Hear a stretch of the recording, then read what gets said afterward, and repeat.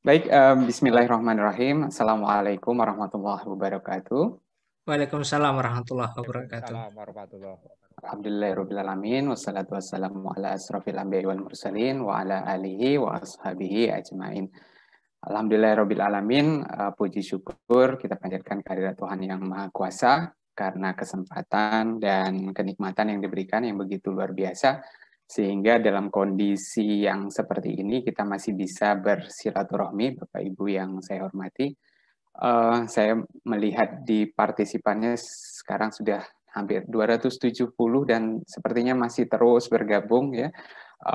Di YouTube juga disampaikan oleh Pak Yebi tadi, mungkin 60-an atau 100 ya yang bergabung. Jadi mudah-mudahan 500 yang sudah terdaftar, mungkin juga lebih, bisa bergabung semuanya.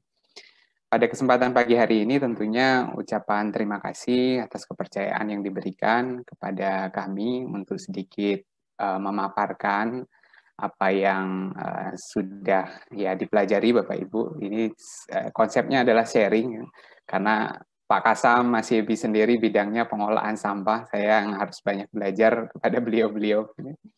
Tapi ini diberikan kesempatan, alhamdulillah, mudah-mudahan saya bisa melaksanakannya dengan baik. Nah, tentunya saya mengucapkan juga terima kasih kepada sponsor-sponsor yang telah ikut bekerja sama.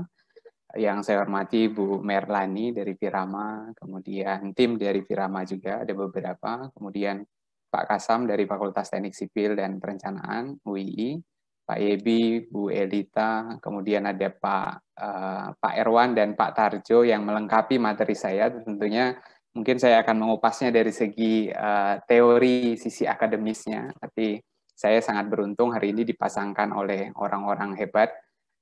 Pengalaman lapangan beliau sudah sangat banyak sekali.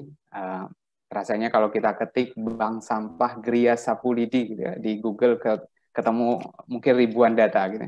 Kemudian kalau kita ketik TPS 3R Brahma Muda gitu, mungkin ribuan data dan foto-fotonya sudah banyak dan prestasinya juga sudah banyak.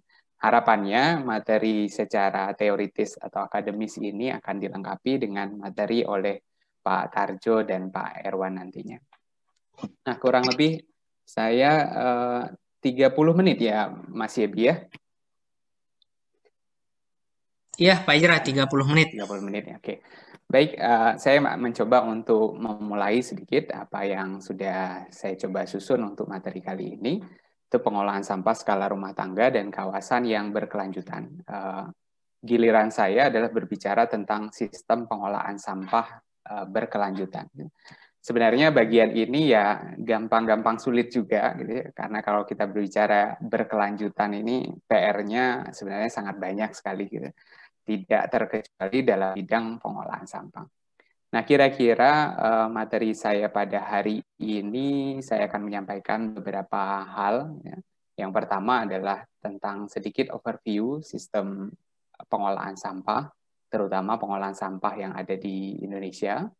Kemudian yang kedua terkait dengan prinsip atau program kegiatan yang berkelanjutan. Dan yang ketiga adalah harapannya kita juga bisa mengetahui apa saja yang termasuk parameter kinerja dan aplikasi program atau kegiatan yang termasuk kategori berkelanjutan sesuai dengan tema yang diberikan kepada saya. Nah, kita akan masuk ke bagian yang pertama. Kalau menurut info tadi di intro juga disampaikan bahwa ternyata yang hadir pada kesempatan pagi hari ini cukup beragam ya. Dari praktisi, akademisi, kemudian pengolah kegiatan pengolahan sampah di lapangan gitu ya. Terus kemudian juga ada hadir teman-teman mahasiswa. Jadi saya mencoba untuk memulai dari konsep yang umum dulu ya, yang umum dulu. Nah, begitu kita bicara sampah, berarti kita harus mencoba sedikit tahu dulu tentang sistem pengolahan sampah dari hulu ke hilir ya, hulu ke hilir. Nah, kalau kita bicara sampah berarti ada sumber sampah. Sumber sampah itu seperti apa ya? Pemukiman, rumah, perkantoran, pusat perdagangan, fasilitas umum, sekolah, rumah sakit dan seterusnya gitu. Nah, di sumber sampah ini bisa saja Bapak Ibu penghasil sumber sampah akan melakukan pengolahannya sendiri. Ada sampah organik dikelola menjadi kompos, kemudian sampah dipilah-pilah, nanti akan disetorkan ke pihak yang nanti bertanggung jawab lagi, gitu ya.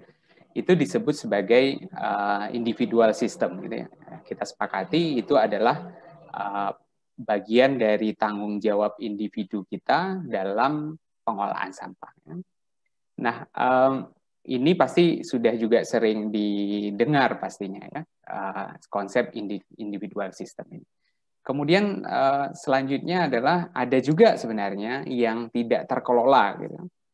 Misalnya dengan cara membakar, kemudian mengubur, bahkan membuang ke sungai dan nanti akan berakhir di laut gitu. Jadi lingkungan akan menjadi penampung sampah yang kita hasilkan. Kalau di sini saya sebutnya sebagai poin yang keempat gitu ya, uncontrolled atau kegiatan-kegiatan kita yang tidak ramah lingkungan. Sebenarnya tidak masuk dalam bagian pengelolaan sih ya. Kalau buang sampah sembarangan kan nggak bagian dari pengelolaan gitu ya. Jadi, tapi ini tidak bisa kita pungkiri, ini juga terjadi di sekitar kita. Kemudian yang selanjutnya adalah ada bagian selanjutnya dari sumber sampah, kita serahkan sampah-sampah kita yang sudah terpilah misalnya ke sektor informal. Ya, dengan bahasa lain ke pemulung mungkin yang lewat, kemudian ke pengepul, tukang loak, rosok, dan seterusnya ya, yang mungkin tiap daerah punya nama yang berbeda-beda. Nah, di sini saya mencoba untuk mengelompokkan bagian ke sektor informal ini menjadi waste recovery ya, karena ada mekanisme pasar yang di sana, mana yang laku jual, mana yang harganya mahal, mana yang macam-macam lah ya. Nah, ini juga terjadi di sumber sampah. Kemudian ada juga yang berikutnya adalah proses kegiatan pengumpulan yang dilakukan. Jadi dari sampah yang kita hasilkan di rumah kita, terus kemudian dikumpulkan. Nah, pengumpulan ini bisa melibatkan komunitas, pemerintah daerah, atau bahkan individu itu sendiri, yang dia jalan, kemudian dia taruh ke kontainer sampah, atau taruh ke TPS sampah. Ini yang melakukannya bisa beda-beda.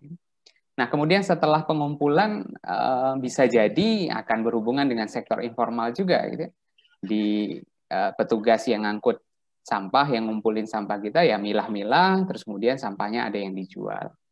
Kemudian ada juga pemulung yang mencari sampah di TPS-TPS terdekat misalnya. Itu hubungannya dengan sektor informal juga. Kemudian ada juga setelah masuk pengumpulan, masuklah ke transfer point. Transfer point itu seperti TPS, tempat penampungan sampah sementara.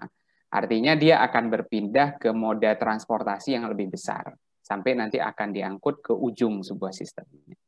Nah, namun sesuai dengan Undang-Undang 18 tahun 2008 tentang pengolahan sampah, disampaikan di situ bahwa transfer point ini harapannya tidak hanya sekedar pindah kendaraan saja, tetapi ada pengolahan yang dilakukan. Makanya muncul ada TPS 3R, ada bank sampah, ada TPST, atau bentuk-bentuk yang lain. Harapannya terjadi pengolahan sampah di sana, tidak hanya sekedar pindah tempat saja. Baru kemudian residunya ya, nah ini juga ada mekanisme ke sektor informal karena sektor informal ini memang penariknya di situ ya. Jadi semua sampah hampir semua masuk ke sana gitu. Kemudian ada pengangkutan dan berakhir di TPA. Jadi dari sisa transport point itu kemudian diangkut, kemudian akan berakhir di TPA.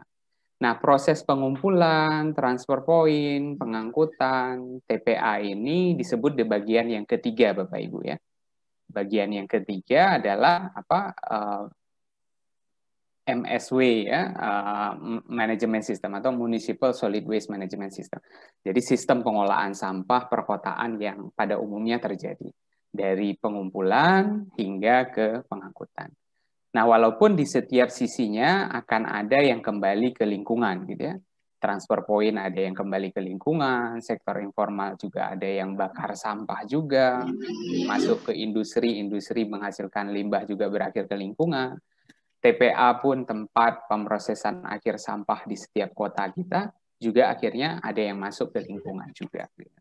Jadi memang lingkungan menanggung beban berat dari sistem pengolahan yang kita lakukan.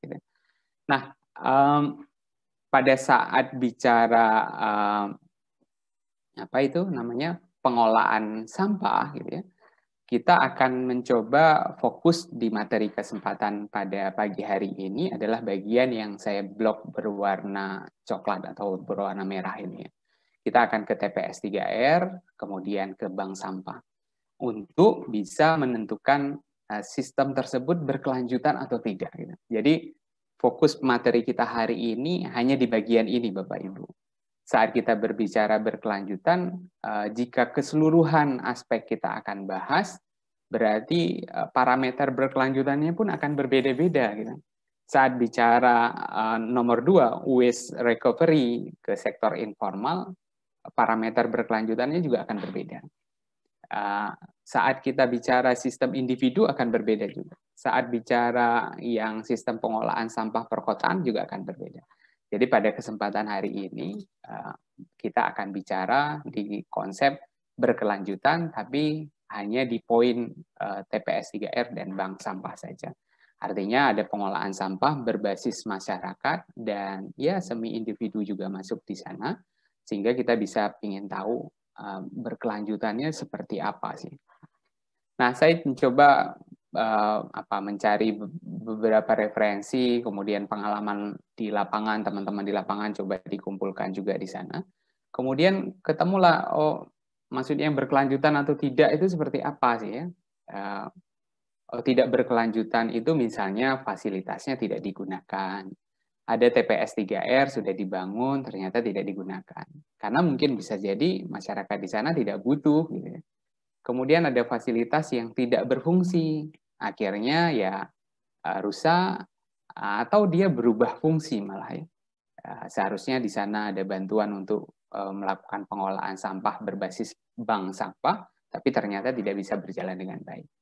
Atau fasilitas tidak terawat dan akhirnya rusak sebelum waktunya, itu tidak berkelanjutan. Kemudian fasilitas mencemari lingkungan sekitarnya dan pasti menjadi sarang atau vektor penyakit yang ada di sana. Nah, ini termasuk dalam bagian tidak berkelanjutan. Nah, begitu tidak berkelanjutan berarti ada yang berkelanjutan. Gitu. Harapannya kalau berkelanjutan ini fasilitas atau programnya dijalankan sesuai dengan fungsinya. Ya, dia dibangun sebagai TPS 3R untuk mengurangi residu yang akan dibawa ke TPA, dia menjalankan fungsinya sesuai. Gitu. Berarti ya konsepnya adalah berkelanjutan. Gitu. Fasilitas program dirawat sehingga tidak mudah rusak, yang pasti juga penggunanya, masyarakat penggunanya itu merasa memiliki dan bertanggung jawab terhadap fasilitas. Jadi kalau ada Bapak Ibu pengelola bank sampah, sudah merasa dirawat sama-sama, sudah punya tanggung jawabnya masing-masing, berarti Bapak Ibu sudah punya konsep berkelanjutan. Gitu. Karena apa? Sudah ada kebutuhan bahwa kalau bank sampahnya rusak, bank sampahnya tidak jalan, saya akan bingung setor sampahnya kemana. Gitu. Saya akan bingung, akan kembali lagi masyarakatnya untuk bakar sampah, buang sampah sembarangan, dan seterusnya. Jadi Bapak Ibu yang sudah merasa memiliki terhadap program tadi, berarti konsepnya sudah mulai berkelanjutan. Begitu kira-kira. Nah, kalau referensi Bapak Ibu ya, kalau kita cari keberlanjutan atau berkelanjutan sustainability gitu ya. Karena sekarang SDGs ya, Sustainable Development Goal, semua orang udah ngomongin tentang itu gitu. Saya akan ngambil konsep yang sebenarnya yang cukup simpel gitu dari sustainability, artinya ada tanggung jawab masa depan gitu. Yang kita kerjakan hari ini itu jangan sampai mengganggu bagian anak cucu kita di masa yang akan datang. Gitu. Jangan sampai eksploitasi yang kita lakukan sekarang mengganggu kehidupan mereka di kemudian hari. Tentunya pertimbangannya di sana ada nilai-nilai lingkungan, gitu, nilai ekonomi, nilai sosial. Gitu.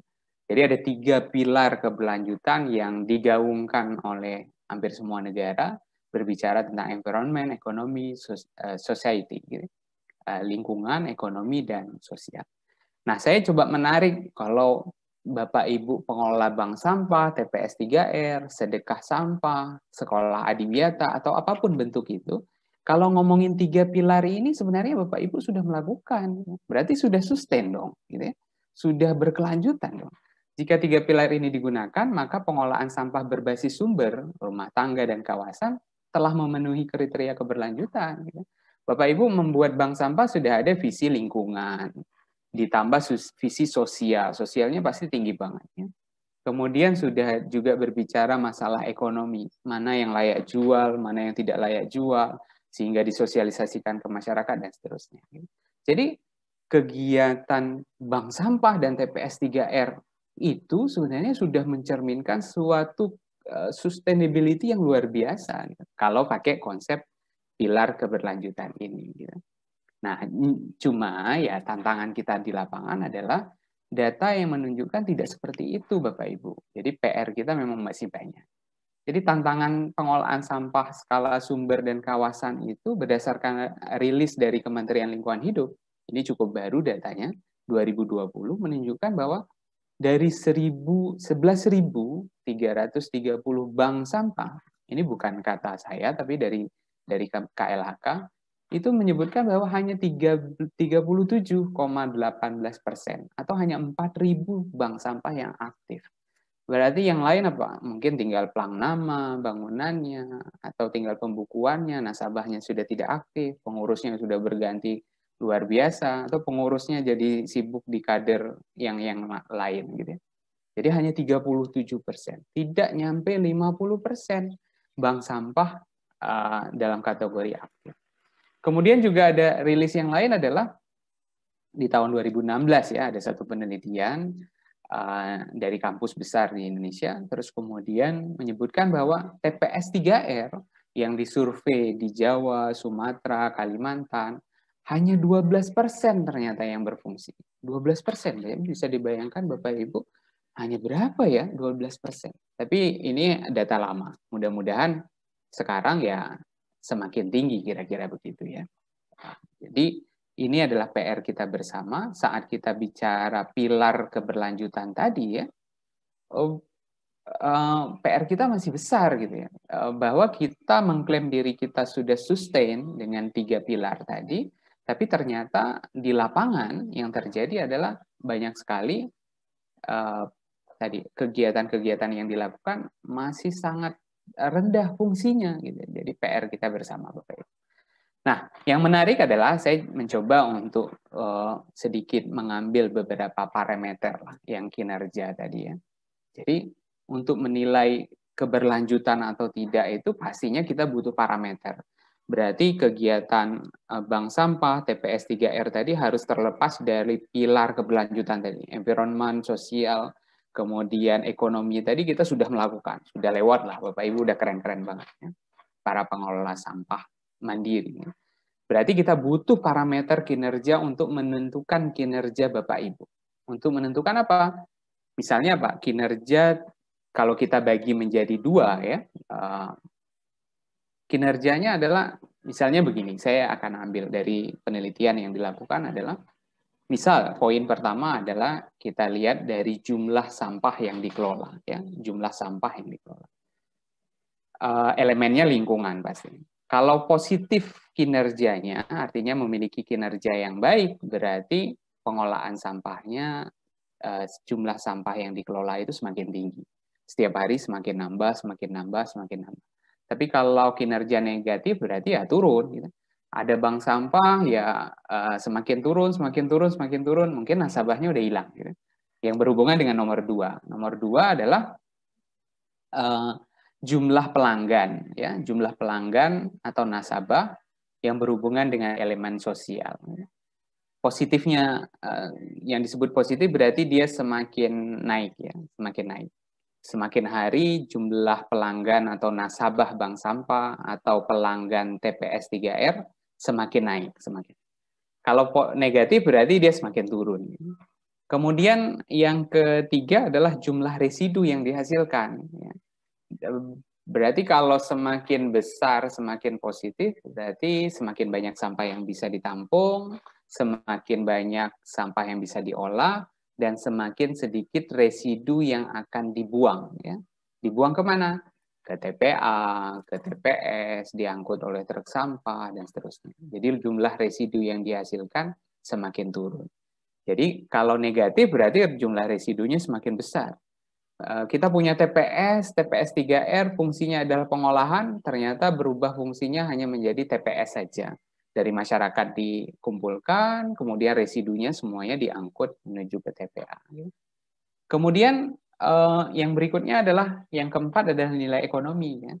Nilai ekonomi yang didapatkan, harapannya kalau positif dia semakin tinggi. Ya. Kalau negatif dia berarti semakin rendah.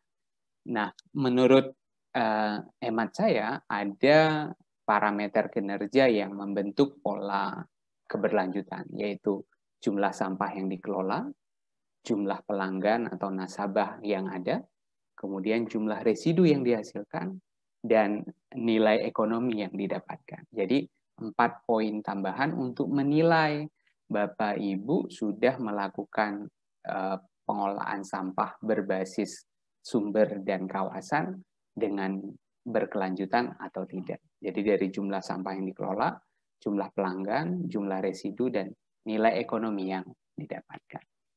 Nah, kita coba untuk membreakdown tentunya, ya, memecah lagi. Kira-kira apa sih yang menunjukkan dari 4 poin tadi, ya. Jadi yang disebut dengan kegiatan atau program berkelanjutan, kuantitas sampah, peserta program, yang nasabah dan pelanggan tadi ya Bapak Ibu ya. Kemudian kuantitas residu, kemudian nilai ekonomi gitu. Apa sih faktor-faktor yang membentuk karakter ini gitu? Apakah ini jadi tiba-tiba muncul gitu kan? Ternyata setelah dilakukan survei di lapangan, mengumpulkan narasumber yang banyak dari berbagai macam pengolahan, kami mendapatkan poin yang cukup kompleks sebenarnya. Tapi ini menjadi wawasan kita semuanya. Mudah-mudahan kita bisa pelan-pelan memperbaiki sistem yang ada. Yang pertama ternyata dibutuhkan suatu proses administrasi yang baik. Untuk mendapatkan ini yang baik, supaya berkelanjutan Bapak Ibu ya, di proses administrasi yang baik juga dibutuhkan. Berarti bank sampah, TPS 3R harus memiliki sistem pencatatan yang baik, sistem pelaporan ke nasabah yang baik, sistem penggajian juga harus baik. Gitu ya.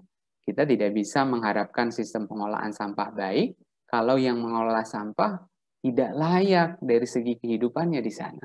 Mereka kan butuh hidup juga, berarti sistem penggajiannya juga harus baik juga. Berarti dari segi administrasi harus bagus. Selain administrasi, Bapak Ibu, ternyata ada teknis operasional yang juga berpengaruh terhadap kuantitas sampah, peserta program, sampai nilai ekonomi. Berarti bank sampah harus punya SOP yang jelas, ya, walaupun tidak tertulis lah, tapi harus jelas. Pilah sampahnya harus seperti ini dari sumber. Kalau tidak, berarti ya pengelola akan sangat capek sekali memilah sampah yang tidak sesuai standar. SDM-nya harus baik, harus diikuti dengan pelatihan. Kemudian bagaimana keterlibatan pihak lain misalnya. Kemudian penanganan sampah yang dilakukan, pengolahan kompos, penanganan lanjutan setelah hasilnya didapat misalnya. Dan fasilitas yang ada di tempat tersebut. Ada perajang sampah pernah dipakai enggak? Gitu. Ada pencacah sampah plastik pernah dipakai atau tidak? Gitu. Kita kan senangnya buat proposal mungkin ya, tapi belum tentu bahwa fasilitas tersebut digunakan atau tidak. Gitu. Bagaimana menyimpan sampah dan ada ketergantungan dengan pihak lain, pengepul sampah yang kita rangkum menjadi teknis operasional. Kemudian jika ditarik lagi garis yang lain, gitu, ternyata organisasi pun berpengaruh, Bapak Ibu. Visi, misi, tujuan. Jadi seorang pengelola juga harus memiliki visi, misi, tujuan yang jelas juga. Akan dibawa kemana sistem pengolahan sampah yang sedang dibangun. Kemudian kemampuan pengelola melihat masalah, merencanakan pengembangan, legalitas lembaga juga pengaruh ya. efektivitas organisasi, misalnya dibuat struktur organisasi yang sangat kompleks. Ternyata yang bekerja ya ketuanya, yang buka bank sampah ya ketuanya, yang nyatet ya ketuanya, yang nimbang ya ketuanya. Ya kalau ada acara webinar juga yang hadir ketuanya, kalau ada acara diundang oleh Dinas Lingkungan Hidup juga ketuanya yang datang. Sementara peserta yang anggota-anggota yang lain tidak hadir di sana. Nah, ini semakin kompleks Bapak Ibu, tapi harapannya ini menjadi sebuah wawasan Bapak Ibu semuanya, karena poin kita sebenarnya hanya di sini ya. Bagaimana kuantitas sampah, peserta program, kuantitas residu, dan nilai ekonomi. Tapi ternyata di balik itu banyak sekali faktor-faktor yang mempengaruhi dari tadi ya bagian-bagian ini. Ada input, nah yang kita masukkan di sini ada input ya sesuatu yang masuk, gitu. Kondisi sampahnya seperti apa, kemudian jenis sampah yang diterima seperti apa, fasilitas yang ada, kemudian identitas peserta siapa. Misalnya teman-teman TPS 3R, nanti Pak Tarjo akan cerita kalau punya pelanggan dari rumah tangga sama pelanggan dari perusahaan, pelanggan dari sekolah, pasti pinginnya dari sumber non domestik semuanya karena bayarannya pasti lebih tinggi. Sampah yang dihasilkan lebih banyak tapi punya nilai ekonomi yang lebih tinggi. Kemudian strategi pengelola untuk membuat misalnya ada tabungan hari raya, tabungan pendidikan, tabungan sekarang lagi tren tabungan emas gitu ya. Nah, itu bisa dibuat menjadi inovasi program dan tentunya ada motivasi bergabung di sana. Nah, ternyata setelah 5 bagian ini, administrasi, teknis operasional, organisasi, dan input dari sampah, ternyata kita mencoba untuk melihat lagi, ada nggak ya faktor yang lain yang juga akan mempengaruhi bagian yang 4 ini? Oh, ternyata ada Bapak Ibu. Yaitu dari sebelum pelaksanaan. Jadi cerita masa lalu kenapa bank sampah ini ada, kenapa TPS 3R ini ada, ternyata juga berpengaruh. Kenapa ada bank sampah di sana, kemudian ketersediaan lokasi alternatif, seharusnya dibangunnya di lokasi yang lain, tapi kok bisa terpilih di sini, berarti ada pembanding. Gitu ya. Kemudian ada keterlibatan fasilitator yang akan mendampingi Bapak Ibu, gitu ya. Kemudian respon masyarakat, keterlibatan pihak lain, jenis bantuan yang diterima. Oh ternyata cukup kompleks ya untuk menentukan ini gitu ya, untuk menentukan. Tapi tidak ada kata terlambat sebenarnya untuk Bapak Ibu pengelola sampah, jangan berpikir, aduh kok kayaknya masalahnya jadi rumit banget ya, banyak sekali faktor. Dan ternyata memang seperti ini Bapak Ibu, kegiatan yang kita anggap sederhana sekali ternyata punya indikator yang sangat kompleks. Dan seorang leader dari bank sampah, leader dari TPS 3R harusnya memahami kompleksitas. Sehingga pertanyaan-pertanyaan, kok nasabahku makin hari makin menurun ya? Kok pengelolaku lama-lama tinggal aku sendiri ya? Gitu ya. Kok yang lain enggak? Berarti harus ada penelusuran aktivitas-aktivitas. Mungkin di teknik operasional, mungkin di organisasi, mungkin di administrasi kita belum baik dan seterusnya. Jadi banyak cara untuk mengevaluasi kinerjanya. Lewat apa Bapak Ibu? Implementasi keberlanjutan ini harapannya kan konsepnya sih PDCA gitu ya. Plan, kemudian do, check, action. Ya sama seperti kegiatan-kegiatan yang berhubungan dengan penjaminan mutu. Gitu ya. Nah, bank sampah, TPS 3R juga seharusnya melakukan hal yang sama. Mungkin dengan bahasa yang berbeda lah. Karena kalau kita bilang PDCA ini bayangannya perusahaan yang besar, padahal aktivitas yang sederhana pun yang dilakukan sangat berpengaruh gitu ya. Misalnya apa? Plan. Berarti kita harus bisa merencanakan strategi dan pengukurannya. Bagaimana melakukan tadi supaya bank sampah bisa berjalan dengan baik, ada kreativitas, ada inovasi dan seterusnya. Kemudian dilakukan bersama. Ini jadi bagian dari proses. Kemudian setelah dilakukan, Bapak Ibu jangan lupa kita harus melakukan monitoring ya, pemantauan sejauh mana efektivitas dari perencanaan yang kita lakukan. Cocok nggak ya dengan perencanaan? Kemudian barulah actionnya. Actionnya berarti memperbaiki lagi. Setelah proses cek tadi, oh ini masih kurang ini, oh ini harus ada SOP ini supaya sampah yang masuk lebih teratur, lebih bersih dan seterusnya. Berarti dikomunikasikan. Nah, ini terus berputar. Jadi pengelola bank sampah, pengelola TPS 3R, pengelola sekolah adiwiyata, sekolah ramah lingkungan, kemudian sedekah sampah. Jangan berhenti pada saat sudah terbangun bank sampah di sekolah saya.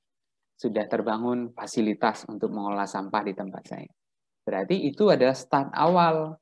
Pada saat itu Bapak Ibu harus merencanakan terus. Jadi ibarat anak ya, dirawat, diopeni, dikasih makan, dididik sampai dia besar. Sampai besar pun tidak dilepas lagi, tapi ya terus menjadi bagian yang berkelanjutan. Nah, mungkin pemahaman saya tentang berkelanjutan ini adalah itu. Jadi sesuatu hal bukan hanya pada saat membangunnya, tapi bagaimana merawat, membesarkan, dan membawa banyak manfaat kepada kita dan orang-orang di sekitar kita. Itulah makna dari keberlanjutan yang dimaksud dari kegiatan pengolahan sampah berbasis sumber dan kawasan. Mungkin seperti itu yang bisa saya sampaikan dalam materi pertama, sekaligus pemantik lah, begitu ya, materi-materi yang disampaikan nanti oleh pemateri Pak Erwan dan Pak Arjo. Berhubung juga waktunya sepertinya sudah sangat pas yang diberikan oleh Mas Yebi kepada saya. Terima kasih Bapak Ibu atas perhatiannya, mudah-mudahan dapat diterima dengan baik, tidak terlalu berisik atau tidak terlalu putus-putus, dan mudah-mudahan sinyalnya terus baik. Mohon maaf jika banyak kekurangan dari saya dan mudah-mudahan bisa bermanfaat untuk kita semuanya. Kalau masih kurang nanti kita akan bisa diskusikan kembali. Terima kasih. Assalamualaikum warahmatullahi wabarakatuh.